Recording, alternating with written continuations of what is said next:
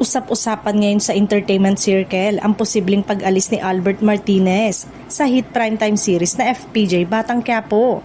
Ayon sa mga source na malapit sa production, unti-unti nang binibigyang linya ang kanyang karakter para sa isang malaking eksena na maaaring magsilbing pamamaalam.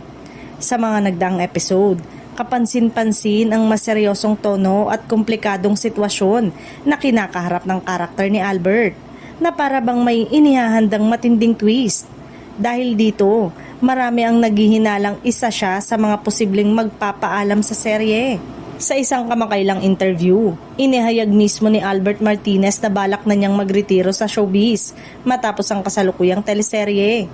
Ayon sa kanya, gusto niyang magpahinga at maglaan ng mas maraming oras para sa kanyang pamilya at personal na buhay. Kaya't posibleng eto na ang kanyang huling proyekto sa industriya. Gayunpaman, wala pang opisyal na kumpirmasyon mula sa pamunuan ng programa kung paano eksaktong tatapusin ang kanyang karakter.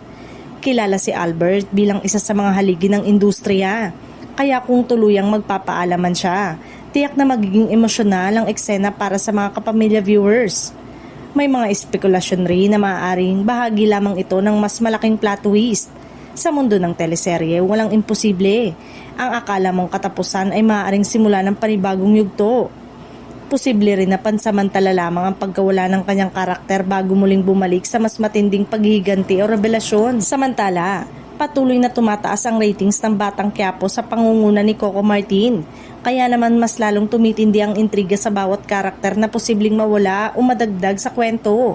Kung tuluyang magpaalam si Albert Martinez, isang bagay ang sigurado, iiwan niya ang isang markang hindi basta-basta mabubura sa serye at puso ng mga manonood.